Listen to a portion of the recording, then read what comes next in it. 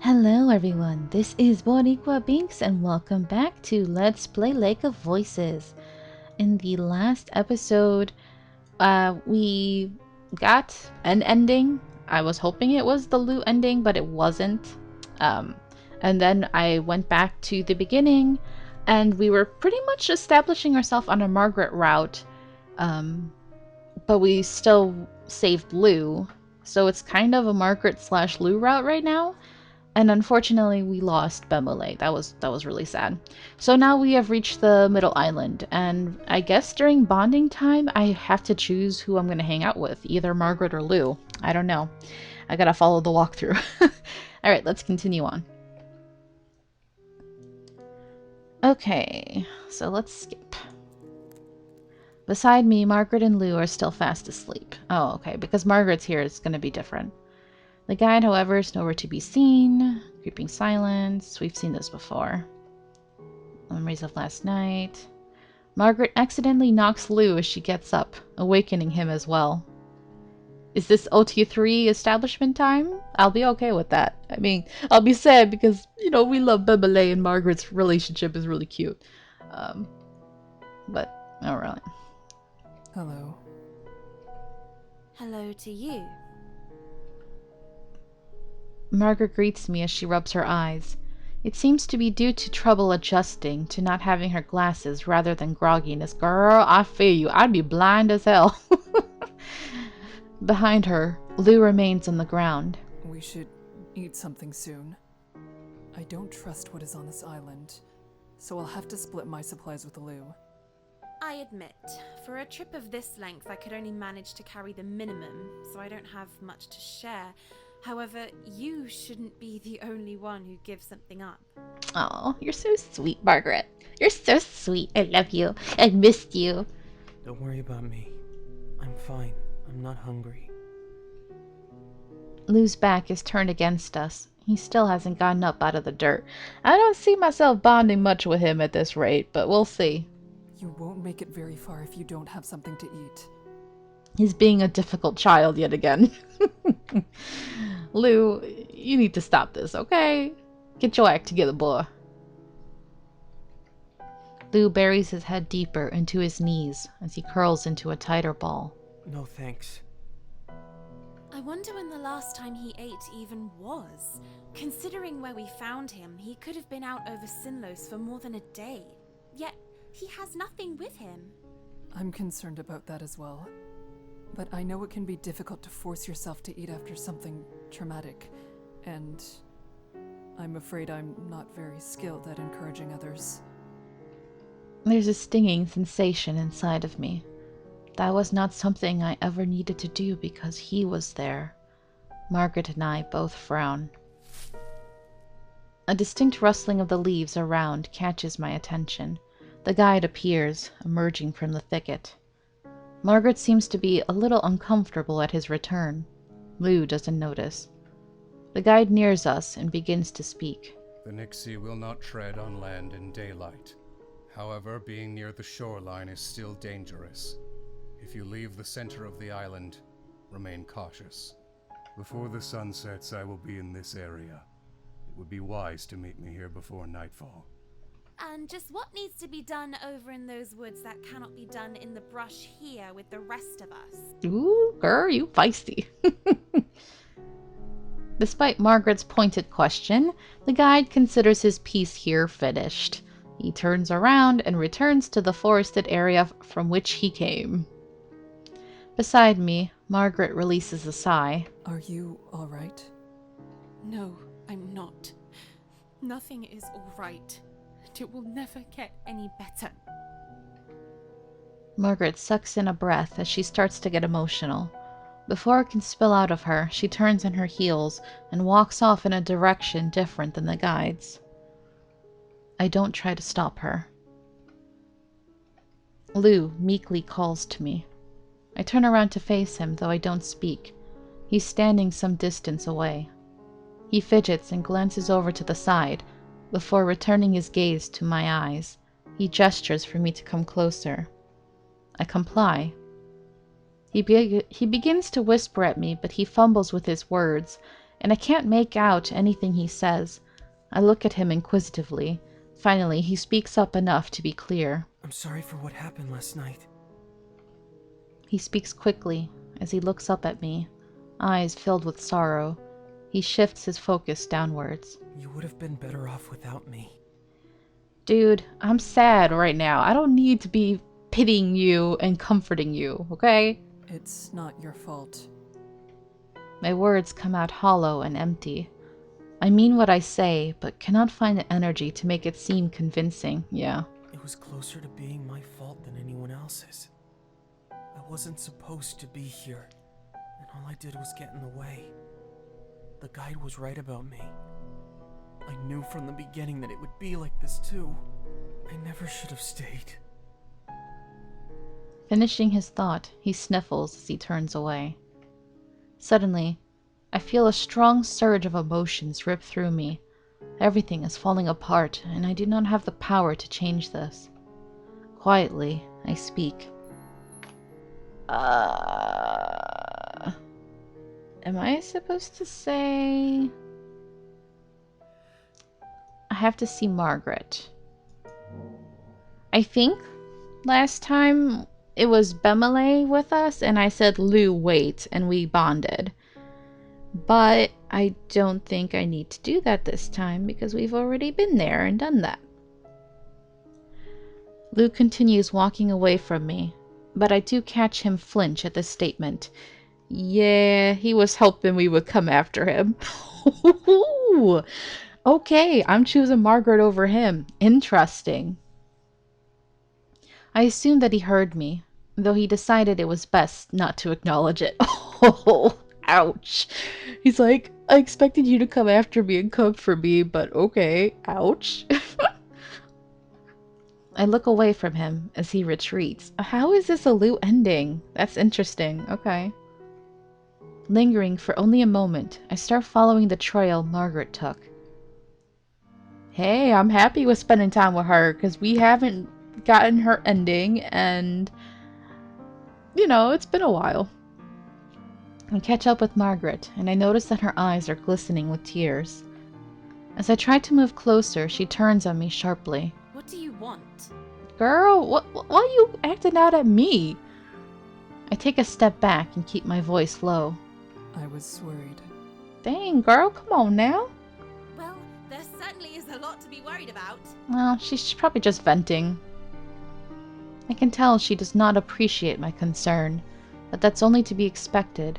I've seen people react to grief and death in dozens of different ways, and she has every reason to be upset sitting on an island surrounded by a lake that breeds death. I promise I will do everything I can to make sure you survive through the next night. So... That's not the problem. Her words begin strong, but falter and soften as she speaks. I can only watch her without the slightest idea of what to do. Margret sits atop a large mass of roots and covers her face with her hands. I step over to her and kneel down so that I can be at eye level again. Margret? She twists her body away from me. Leave me alone. No, don't do this, baby. Come on. No, I will not leave you. Damn, yeah, Kikka, yeah. Margret huffs, looking my way again, only to properly glare. Do you even know why I came out here? It wasn't as though I had anywhere important to be. Then why? Why would you risk this journey? Surely you already know the heart of my distress. Haven't you ever considered what you would do if you weren't able to be a guard? She makes a point too good to dismiss, and I inwardly flinch when I consider it. Yes. I originally sought this path not because I wished to protect others, but because I was concerned for my own self. I don't blame you. If I had your coordination and ability, I would have learned to fight as well. As it stands, I cannot change what I am. The settlement I come from is small, barely staving off collapse, really. The same as your town. You don't have to tell me which it is. They are all that way. And I know we've probably seen all this discussion before, but it's been such a long time that it's good to have a refresher. My only real skill is the knowledge I've worked so hard to obtain. But, of course, a tiny village full of starving hunter-gatherers doesn't have much use for someone well-versed in history or management theories. Oh, she's so brainy. I love it. Even if there are positions that require such knowledge, they are always given to those who are far older than myself. So what am I supposed to do? Continue to barely survive by being one of many seamstresses? Keep being pushed around by any person more powerful or with higher social connections? Leaving there would only take me back to the same position. It won't ever change that way. She drops her head into her hands and sobs. My heart aches as I kneel beside her, watching her shuddering form. I feel helpless, but what can I do? These problems are much different from what I have to deal with. Eventually, Margaret seems to pull herself together. This girl is like ahead of her time, man, you know? No, I was tired of accepting those options. Sinlos was my only chance. Only now do I realize how ridiculous a notion that is. Anyone who comes to this lake with a sense of hope will surely have it crushed. Are you saying you wanted to become a guide? Yes. Laugh at my ambition if you wish. People may fear the current guide and may even blame him for the people he cannot save. But at least he has respect. Not only that, the heads of the area give him enough support to live a comfortable life. But it's a horrible job, man. From all I'd gathered about the lake, being strong or good with a weapon didn't matter a lick. The most important qualities for a guide were being observant and shrewd, and being able to look past the struggles of someone else. And how wrong I was. Her voice rises. I haven't the slightest ability to deal with sinking bridges and confrontations with those horrible monsters. And even though I thought I'd lost all ability to care about the troubles of others, I still feel awful about what happened earlier. Yeah, you're definitely much more emotional than the guide is. I haven't a chance of making it as a guide, which means I have no hope anywhere. She covers her face once more and resumes her cries. Hesitantly, I reach out and place my hand on her shoulder. Surprisingly, she doesn't shake it off.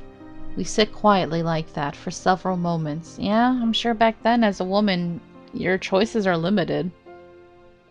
You don't have to be a guide. Once this is over, you never have to come back here. There has to be something else out there for you. And if something does not yet exist, then we can create it ourselves. Margaret chortles a bit. What a silly idea. But if I did have to choose between returning to the normal world or staying here, I'd rather go back home. I squeeze her shoulder, and she at last looks up at me, the tears gone from her eyes. Thank you for sharing this with me. Thank you for listening. You have an unexpectedly soft heart. Mm-hmm. You two are cute. Come on, time to get with the romance. Do it! Do it! Forget Lou! Even though I'm supposed to be getting another ending for him. She must have noticed the slight twinge in my face. That isn't a bad thing, Kikka. I look away, eyes towards the ground. I know it can hurt to care, but it also lets you lessen the pain of others. I think it would be much better if everyone cared a little bit more, rather than less. I feel tears forming in my eyes now as I smile back at Margaret. Thank you. Margaret returns my look. I take a seat on the roots beside her, and for a time we sit in silence, simply being there for one another. Eventually I turn towards her. Perhaps we should go check how everything is on the island. Margaret nods. That seems like a fair thing to do. We can't keep sitting here forever, unfortunately. I'll come with you. Are you sure you'll be alright without your glasses? There are a lot of places to catch your foot or dress on. Yeah, wearing a dress was probably not the best choice, but I don't know, maybe she doesn't wear pants. Margaret laughs lightly. I'm sure I'll be fine.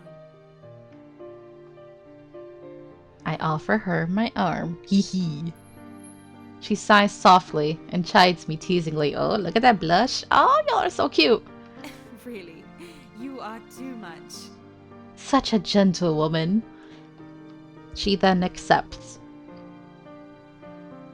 Together, we head towards the interior of the island. Margaret and I head through the wooded part of the island. There isn't anything that could be called a path, but we managed to pick our way through the bush quite well. Sorry, I wanted to laugh there, but I'm gonna behave. Through a thinner stand of trees, we briefly catch sight of the guide standing on one of the beaches. He seems fine, but even though I'm sure he turned his head toward me, he makes no show of acknowledging us. We scour the area for Lou. It doesn't take us long to find him. He appears to be alright, though still strange. He's strange, alright. I calmly greet him as we approach. Hello. Is everything alright here? He turns towards us and blinks, like he's waking from a sleep. It seems as though he didn't even notice us until now. He looks away once more and smiles bitterly to himself. Yeah, because I chose her over you. Everything's pretty much how I expected. Make of that what you will. I frown at his response, but I try not to let it bother me too much. This seems to simply be Lou's way. At least it isn't worse than you expected. Lou doesn't respond to Margaret. I decide a change in subject may be for the best. Yeah, I'm not getting any OT3 vibes here at all. He just ignores her. I think he's just jealous of her. Are you ready to eat, Lou? Lou pauses for a moment to consider this. Okay. If you leave something for me, I'll eat it soon. Okay, that's progress. Why do we have to leave? I eye Lou suspiciously. He chuckles. I don't need you two to stand and watch me. I'd feel more comfortable eating alone. Make sure you actually eat it, because otherwise it'd be a waste of food. I have to agree with Kikka. You refused to eat before, and now you claim you'll only eat if no one else is around to see it happen? If that's the case, I'll just say I won't eat again. Then there will be nothing to be suspicious over. Ah, you little punk. Both of us sigh, exasperated over his dismissive attitude. Lou snickers to himself. I take no relief in the fact that someone is finding this amusing. Either way, we shouldn't leave anyone alone anymore. We've all had enough time to ourselves to think. Now we should focus on staying safe and being prepared for the coming night. Lou bites his lip, hunching his shoulders up to his neck as he eyes Margaret sourly. It might be an intimidating look if it was from someone else. As it is, Lou looks a thoroughly annoyed child. Yeah, that's what he is. I'm not interested. There's something I'm still not finished with. Oh, you mean feeling sorry for yourself and pouting? We could come with you. Lou tries to duck further into his own body. He is clearly wishing he could stop being the center of attention. Margaret huffs, losing even more of her already thinned patience over Lou's lack of maturity on this matter. Will you come back to find us once you're finished with your mystery task? You can find me later, if you like. You don't need to be so worried. Margaret and I exchange glances with one another. She seems almost guilty now. Perhaps she reevaluated the situation and feels this might be unnecessarily demanding. Margaret is looking to me for an answer. Alright, we'll come back soon then. Yes, we did sort of spring this on you. You can have some time to finish up what you're doing, though we'll need to regroup not too long from now. Okay. He offers a meek smile, eyes glued to the ground. Okay. I nod, then wave Margaret over. She quickly acquiesces, and we say goodbye to Lou. Don't forget to eat something. I hand him a hide and sinew-stitched pouch of dried salted meat and some sweet roots. He elects to not reply as he takes the pouch. Margaret and I walk off back to one of the clearings in the forest. I feel more at ease already, simply being further away from that water. The two of us settle down in between the exposed roots of the dense trees. So... Let's flirt, girl. Oh, this is new, right? I don't remember. I think it's new. Margaret gently leans her head against one of the trunks and seems to contemplate what to say. I silently wait for further comment from Margaret. I'm not terribly skilled at making conversation, so I trust her to take the lead. The longer the quiet stretches on, the heavier her eyelids look. Soon they close completely as she tries to mumble something. Aww. I smile to myself. Last night was arduous. I'm pleased that Margaret feels safe enough to fall asleep. I contentedly keep watch, allowing her to nap. I think that's a true sign of trust, you know? If you're able to fall asleep in front of somebody else. Because who knows what faces and sounds you make while you sleep, you know? Eventually, Margaret begins to stir. Her eyes flutter open and she blankly stares at me, realizing what happened. I give her a small wave. Hello. Margaret blinks a few times and begins to look sheepish. Hello. I hope I haven't missed anything. I softly shake my head. No. All is well. Well, that's a relief. Before continuing, Margaret stops to untangle her charmingly curled hair from the bark of her resting spot. She keeps yawning. It's been quite a long time since I've dozed off in the middle of the day. Usually I'm far too busy for something like that. I am the same. Margaret chuckles lightly to herself, though she's quick to share the reason with me. I used to be scolded as a child for sleeping during the day. Oh? Somehow it is not difficult to imagine that. Were you different as a child than you are now? Not quite. I had much the same disposition, but I was quite the night owl. I'd stay up late into the evening and drift off during the day because of that. Thankfully, I've gotten in the habit of more acceptable bedtime since then. Oh, yeah? I nod attentively at her answer. She raises a single teasing eyebrow and smiles at my eagerness. I'm not sure what you find so fascinating. I feel my face flush and have to break eye contact before I can speak further. I think what you have to say is interesting. You're interesting, Margaret. Aww, so cute! I'm enjoying this, but I'm like still in the back of my mind wondering if this is the correct path to get the other Lou ending. I'm like, Margaret begins to blush as well. She stares at her lap awkwardly. If you're sure. We share a mutually nervous moment of silence. Margaret tentatively speaks up, trying to break the tension. There was a pond in the woods behind my house. A tortoise lived there and I used to visit it all the time. I've heard that they live for a very long time, so I used to make up stories in my mind about what he may have seen in his many days. Margaret tugs at her hair and glances away from me. I smile warmly at her recollection. I'm not sure why that memory was the first thing to come up when trying to find something to say. I chortle softly, and Margaret jovially pretends to be aghast with me. She's cute. You don't have to laugh at me. I continue to grin at her. I'm sorry, it was a lovely story. Margaret stares in surprise, then it fades into a kind smile. Thank you. Alright, romance time. Yeah. I catch Margaret's eyes, and we spend a moment sharing a gentle connection. The two of us continue to trade memories with one another as we pass the time. It's been quite some time. We ought to go back for Lou. Ah, that punk. You're right. I rise from the ground. Margaret follows suit. She brushes flecks of dirt off her skirt and begins to speak. I hope he won't try to shoo us away again. We have to take this seriously. The two of us make our way over to where we left Lou as hastily as the thick forest will allow. Unfortunately, there's nothing to see but shrubbery upon our arrival. Lou must have gone elsewhere. And that is not the only disappointment. I knew it.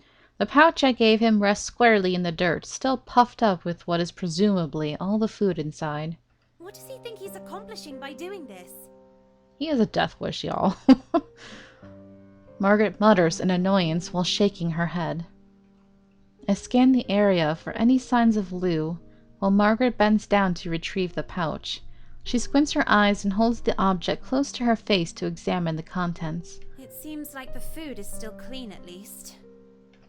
She stands and her frustration gives way to fear as the mystery of what could have happened settles in her mind. Say Lou isn't being difficult. What if something is wrong? Should we have left him alone? She looks towards me, and her voice grows more frantic with each word. That's not what happened, right? I'm overreacting, aren't I? I hope so. Oh no!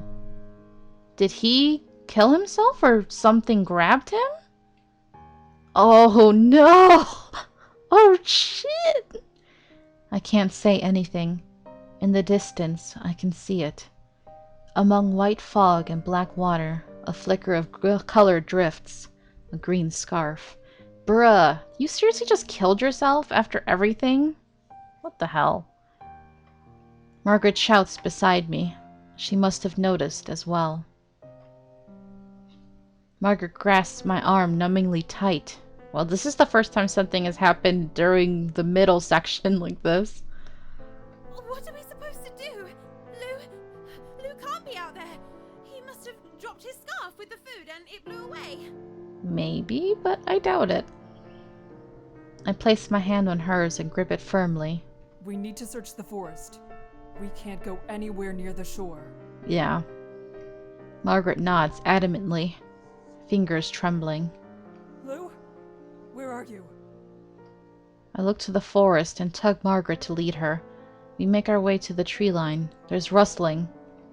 The leaves part, and all hope within me dies. It's the guide. My hands go numb, a ringing throughout my body channeling into them. My arms fall limply to my sides. Have you seen Lou?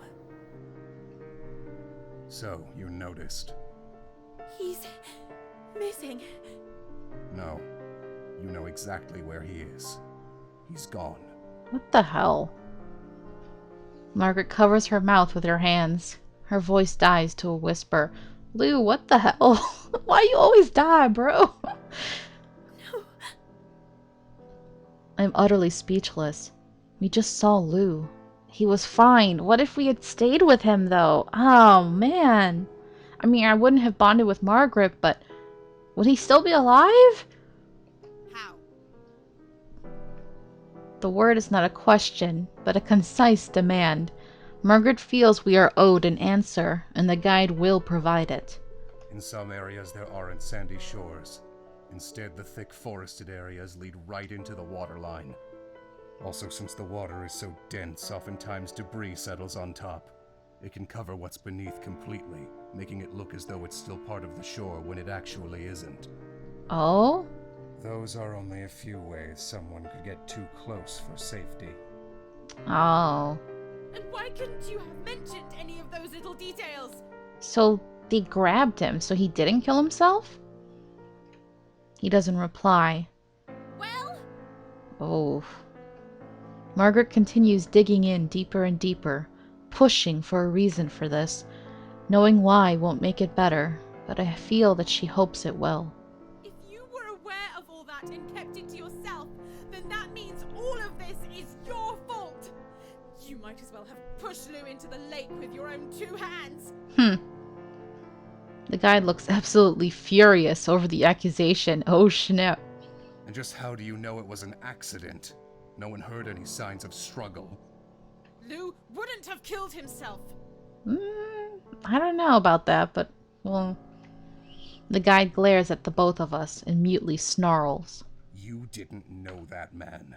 You should have never gotten involved with him. He wasn't your responsibility. He finishes his sentence full of malice. I snap out of my stupor, feeling the tension growing between the two. This isn't helping anything! The guide closes his eyes for a few seconds and sighs in frustration. We'll never know for sure what the truth is. It isn't something we should allow to distract us until we have made it to the other side. Margaret stitches her mouth shut and glares at the guide crossly. I got an achievement called Sorry and showed a picture of Lou.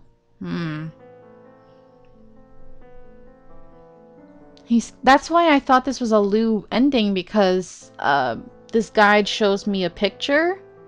And so I saw Lou's face and I was like, oh, this is a Lou ending. Oh boy. He stares back for a moment before turning his back to us and disappearing into the forest. Once he is gone, Margaret drops her face into her hands. I stand stone still. How could we have let this happen? He was right there with us. We were with him during the day on the island only an hour or so ago. How?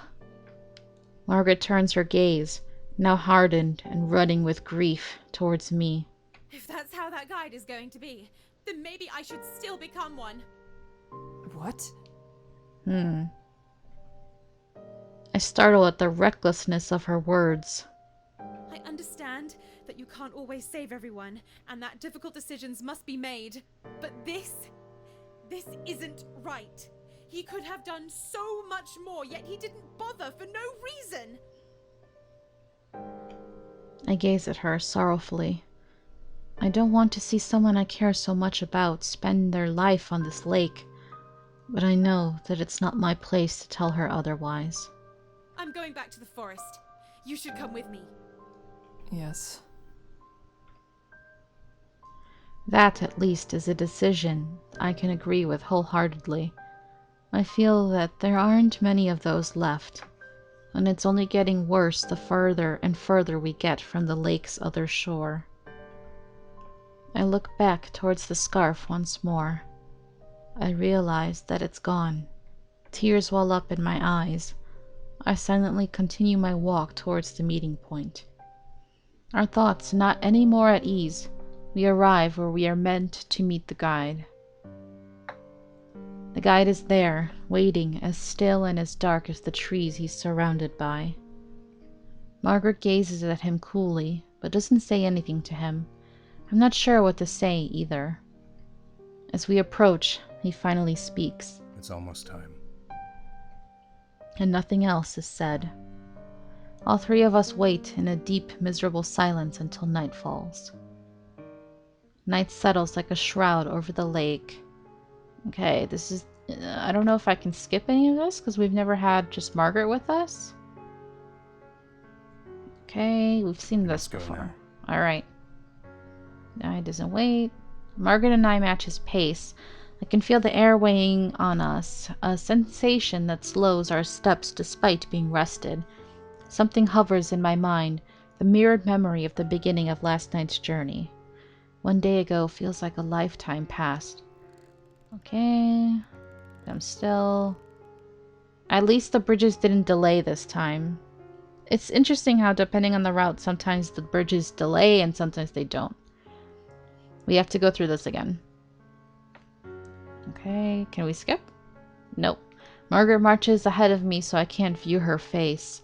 However, even from the back, I feel that something's on her mind. I decide not to ask about it. It wasn't meant for me to hear.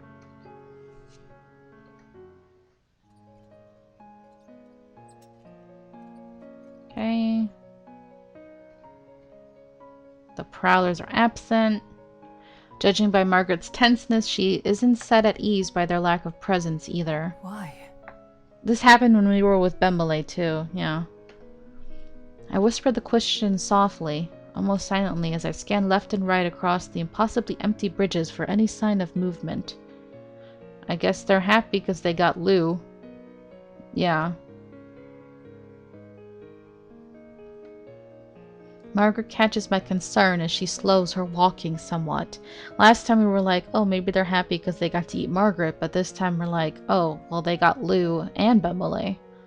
It's very quiet out here. I haven't heard anything but our footsteps since we started. Yes. She seems a tad disappointed by my brusque answer, but Margaret quickly refocuses and continues walking. As time passes by, we continue to see nothing but more bridges and fog.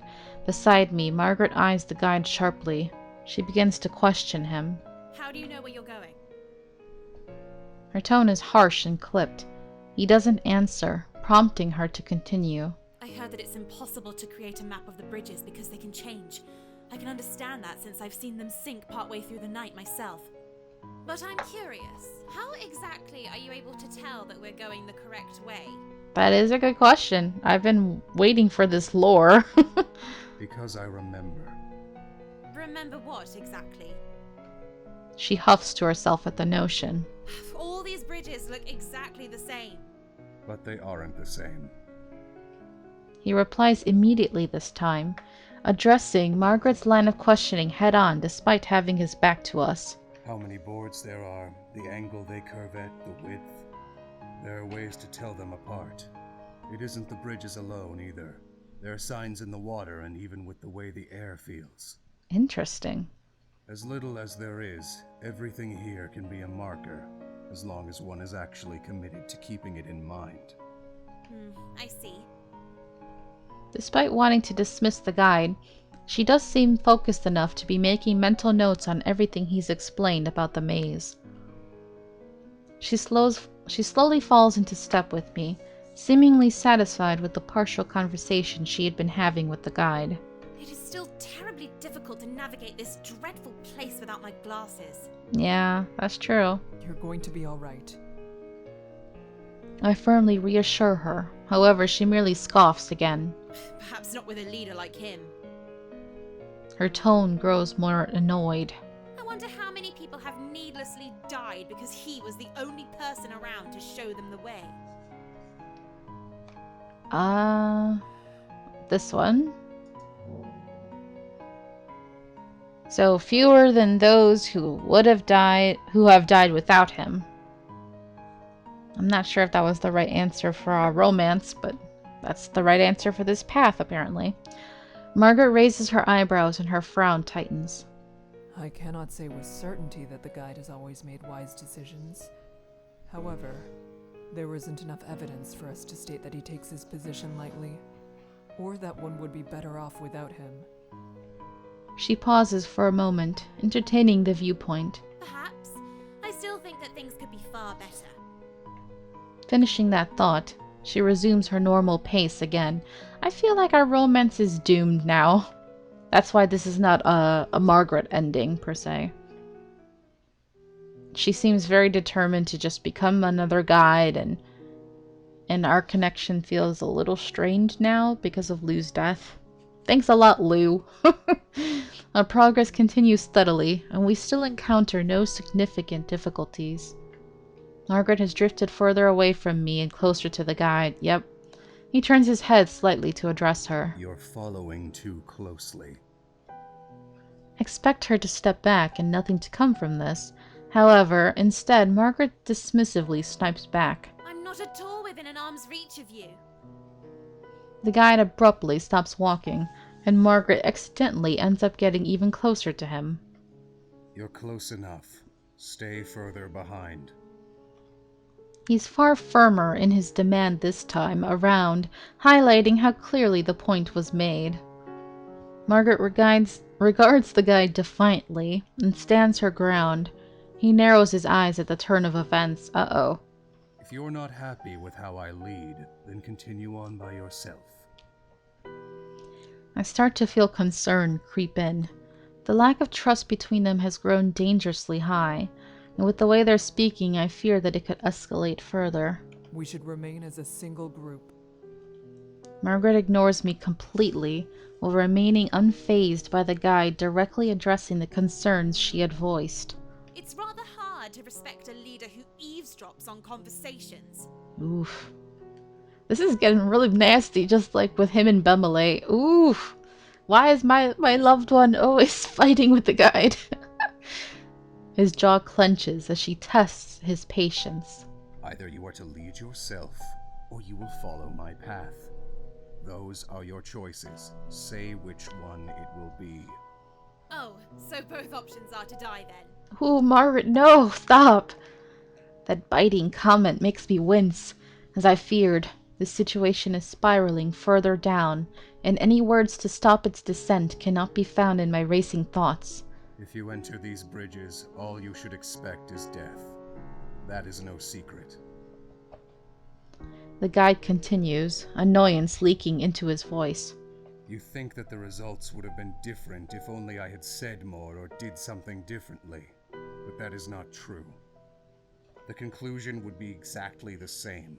If Lou hadn't died when he did, he would have been lost at some other point during the trip. Well, that's true, because it's happened every time. That sounds like excuses to me. Oh no. Margaret raises her voice. No! You're adept enough to traverse these bridges so often that you've memorized the minute details of them, but you couldn't help him? Why are you the only one who gets to avoid death here? Oh, Margaret, no! The guide's face twists into a vicious snarl. He shouts. I have died! Wait, what? I feel like we're getting some lore now. What do you mean you have died? I have no life to give. Everything I am, everything I could have been, was surrendered to this lake. That is the only reason why I'm able to stand before you now. Well, he did kill us with himself. So I think he is just miserable in this life, honestly. I can show you the way, and I can give you advice on how to survive the perils you will face. That is all I'm able to offer. Is that not enough for you? What else do you want from me? Kindness? Sympathy? It's been far too many years since I was capable of giving anything like that. He finally stops to catch his breath, though the emotion in his eyes still shines intently. There's no response from either of us. An agonizing silence permeates the air. No one dares to even move. Oh, shoot! The tension is cut as the boards beneath me start to creak. My eyes dart down. The bridge is sinking, rapidly. Instinctively, I jump backwards, but the new section of bridge groans horribly as it too starts to tilt into the water. They keep getting further and farther away with each disappointing platform I move off of. Wait! Why do I get screwed up? I look up at Margaret's frantic call. My chest tightens when I see her and the guide on what has become the other side of a small chasm. I leap back just in time as the bridge under me snaps like a twig. Glancing over again, they keep getting farther and farther away with each disappearing platform I move off of. Oh no! Dread creeps up my neck, and I nearly lose my footing once I realize what's happening. Desperately stumbling backwards, I finally manage to regain my balance. I use this to leap far enough back that the bridge I land on doesn't immediately start to fall apart under my weight. In another 3 swift steps, I'm finally on sturdy wood. The bridges reluctantly stop shifting and settle. The only trace left of what was once a huge section of bridge is a few splintered boards floating in the murky water. Okay, so this is what happened, that the guide took Bemele to land and he came back for me. But that was because there was the guide's route and we bonded. I don't know if the guide will bother coming back for me this time. Oh boy. The lake consumed it. Somehow, I am not surprised. Regaining my bearings, I face what has become of my circumstances. I am now separated from Margret and the guide by a far wider gorge than anyone could leap. My throat goes bone dry as I teeter at the end of the bridge, mind wildly scrambling for a solution that doesn't come. I lock onto Margaret's face. Yeah, if y'all hadn't stopped to argue, I would have been fine, you know. She's completely aghast, wringing her hands and opening her mouth wordlessly. She has little idea of what to do with herself. I'm not quite sure what to do with myself either. Margaret keeps her eyes on me, but I can faintly hear her address the guide. I'm too far off to grasp what Margret is asking, but I get the impression she is seeing if there's another way. The guide turns to me. He's completely cooled down from the earlier interaction, back to his same placid expression. The guide says one word. Judging from the look of heartbreak on Margaret's face, I can only assume it was no. There's no way back to them. As I watch the two discuss my fate, unable to say anything. Fear starts to crawl over me. I don't think she has a light, right?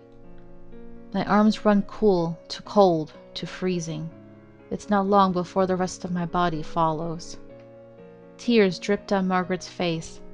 I can see the delicate lantern light playing off them, even from here. The guide's voice echoes loudly across the water, separating me from them. Go back and take the next bridge you come across that goes west. There may be enough time for you to find your own way. I blink, taken aback for a moment, before I quickly regain my composure. That's right, this isn't over. Oh no, she does have a lantern. That's good. I still have my lantern with me. The prowlers are less active, and if the guide says that it's possible, it could be true. Normally I would have ended the episode by now, but I'd like to just finish this in one go. So, this might be a long one, guys. I nod solemnly at his words and yell back. I'll meet you there. Don't wait for me. He bows his head and starts to slowly back away from the edge. Margaret tries and fails to dry her eyes as she looks at me helplessly from across the waters. I detest the idea of having to part ways with Margaret. However, I know that there's no other way. I smile forlornly at her as the wind whips against my back. I speak softly. You need to go. There's no way she could have heard me, yet I'm confident that the sentiment got across. I spin on my heels and run back the way we came, searching for the bridge the guide said to take. I can only hope that we all safely reunite before this night ends. I spare a brief glance behind me. Realize I'm truly alone. Okay, can I skip all of this? Because we've been through this before. Alright. Even after the first crossroad, I continue with the guide's simple direction, keeping west every chance I get. I have no other hints for this labyrinth. It's difficult to tell how much time has passed. It must be at least an hour, judging by how much energy I've expended. And I'm wondering if this is the part where normally the guide would have shown up, but he probably won't this time. Since I recomposed myself, I have not stopped walking for a second. Despite how much time has worn on, the route still feels like an endless abyss. Oh no. Yeah, this is different. Then I hear a noise which causes a shuddering chill to creep down my spine.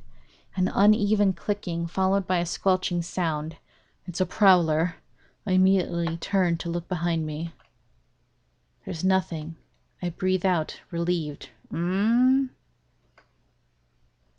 ears search for the source of the noise, but with all the babble the Nixie are making, the direction is clouded. I strain my ears. That's it.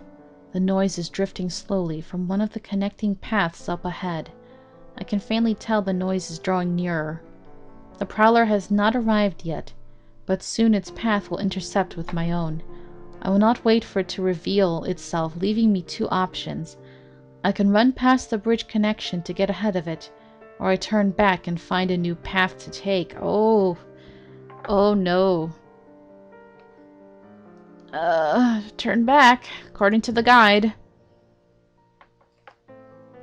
I think I might have just died if I had tried to go past it. Deciding against risking any sort of encounter with the thing, I carefully back away. Quietly, I turn on my heel and retrace my steps.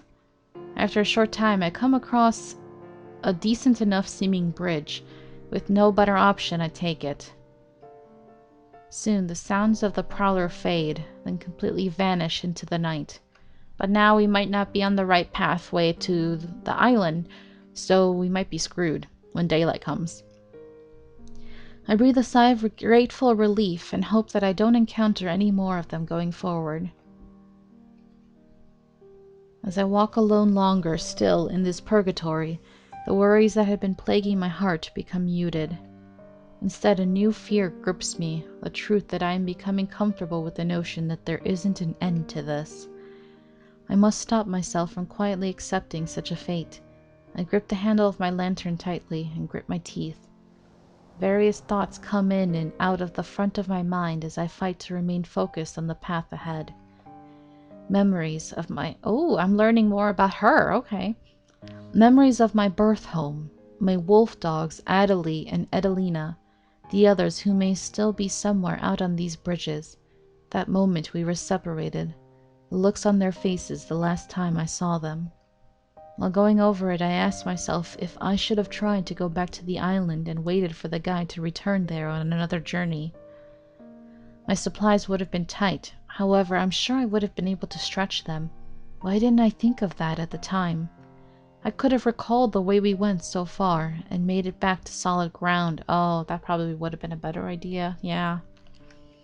I shake my head. I shouldn't scold myself over things which cannot be changed. It is possible the guide won't be returning to the island for many days. Yeah, she might have died waiting for him. And there are many other choices I could have made that would have kept me from being in this position. All I can do is remain steadfast. That is my title, after all. Oh no! Dawn is rising. Can I skip? No. At this point, there's no use in keeping up my strength. Normally, I would have seen the island by now, but I don't see it. The mainland. I sprint down the bridge, going faster and faster as I hold out for some sort of sign, anything. There it is. Eventually, I receive one. The silhouette of land peeks into my field of vision. I can scarcely believe it as I blink away the tears. With renewed spirit, I press down the bridge with increased speed, desperately trying to outpace the sun. The glowing orb peeks into view against the obscured sky and begins to ascend unfeelingly. With each step, the sky brightens ever so slightly more. Uh-oh, I'm worried. I have a bad feeling we're not going to make it this time. I race through the oppressive fog and... No. The bridge beneath me goes no further.